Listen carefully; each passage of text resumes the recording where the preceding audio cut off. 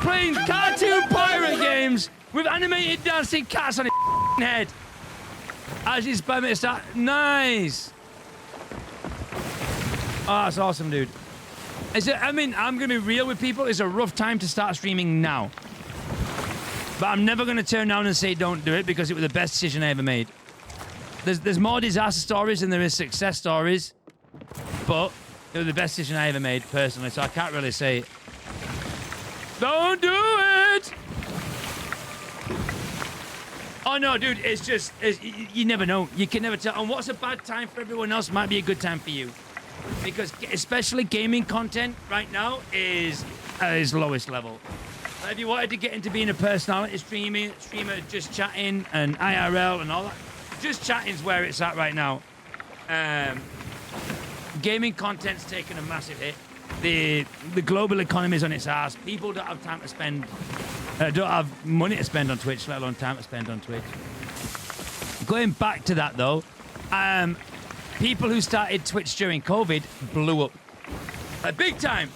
But in the long run, see, I got partnered before COVID, so I kind of witnessed this from an external point of view.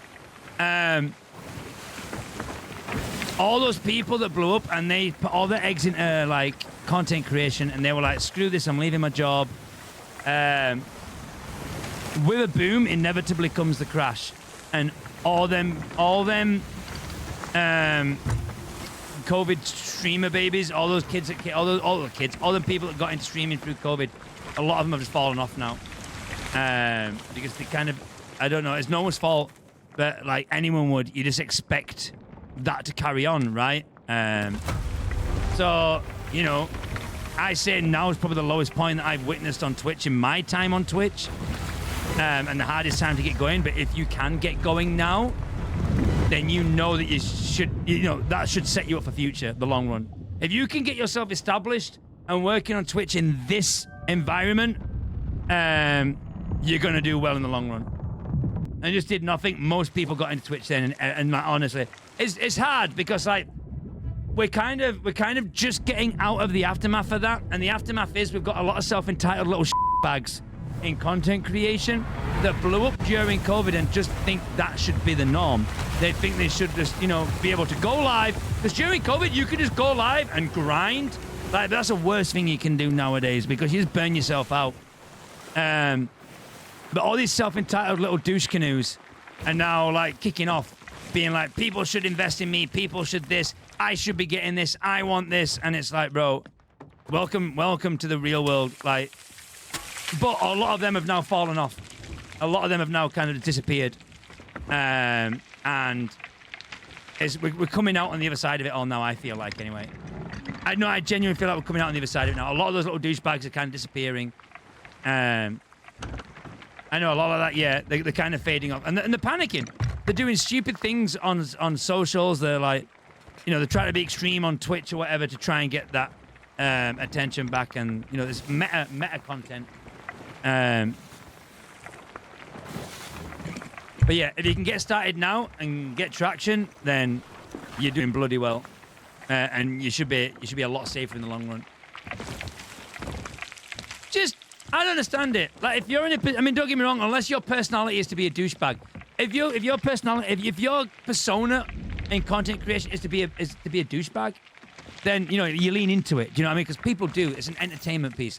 Crap. No. I'll turn it on now. But otherwise, imagine being on a platform where you only exist if people tune in, find you entertainment, and spend their own money on supporting your channel, subscribing, and keeping you in this world because they actually like you and find you entertaining. And then imagine expecting that. Blue light filter's on, thank you. ATM's on now, thank you. How can you expect that? Like, unless you've got to be absolutely wrong in the head. Like, there's not a day I wake up where I'm just like, how incredibly lucky am I? I do have a video about getting into content creation and what I feel is the golden rule to growing on Twitch. It's literally called the golden rule to growing on Twitch on my YouTube. I prefer to do my content without a cam. Now, a lot of people will tell you that you're making life harder for yourself. But here's the thing: I'm always like you don't know your own. Others don't know you and your individual content. Half the problem is like if you're a really self-conscious person and you know that you're never gonna get used to trying a cam, or you've tried a cam and you just can't get into it. Like, you're gonna hinder your own content because you're gonna be self-conscious. You're gonna be aware. You're not gonna be able to put the same energy into your content.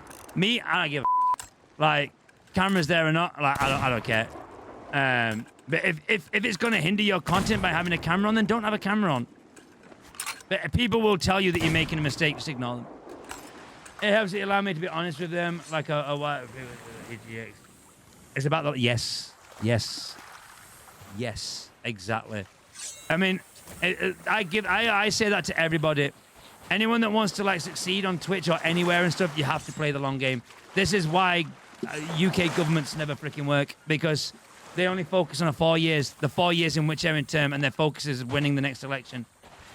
And that's why everyone's until you're a leader that has a 10-year plan and beyond, and is not thinking of the instant wins, the short wins, the how to make people like me in the short term. That goes for everything. That goes especially for Twitch. I mean, even stupid examples of when you share a tweet. When you share a clip from your stream, too many people will put a link to their clip from their Twitch VOD on Twitter, or social media. It's a short-term win. In their brain, they're thinking, I'll put a link to my Twitch, because then they click on the link and then they see my Twitch. No. First of all, any social media platform will do everything in its power to stop you sending traffic from its platform to another platform. It's much better to download that clip, edit it a little bit, just tidy it up a little bit, make it a bit more engaging or whatever, upload it to social media as a clip, as a video. Don't put any links in there. Keep the tags to a minimum. Don't be tagging every goddamn company in there. And then the idea is that in the long term, more people see that content. They go, wait, I've seen that guy's content before. Who is this guy? And they check you out. Oh God. I was monologuing. I wasn't ranting. I was monologuing about how people play the short game. People go for instant wins when it comes to content creation. They're like instant eyes. And in the long term, it gets you nowhere. Play the long game.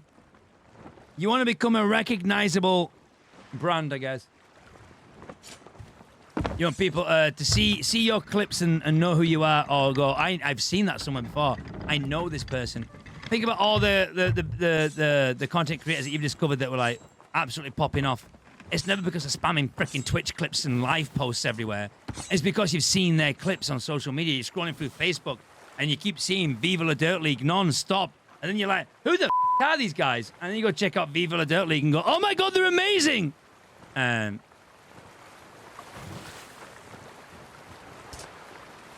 you end up becoming a fan. And then you end up becoming part of the Patreon. In fact, it's the only Patreon you're a part of. And you're like, wow, how did this happen? And you've got a bunch of the t-shirts that you never wear because the quality is not great, but it supports Viva La Dirt League. So this is getting very specific about me right now. I nearly paid Viva La Dirt League. What was it, $600?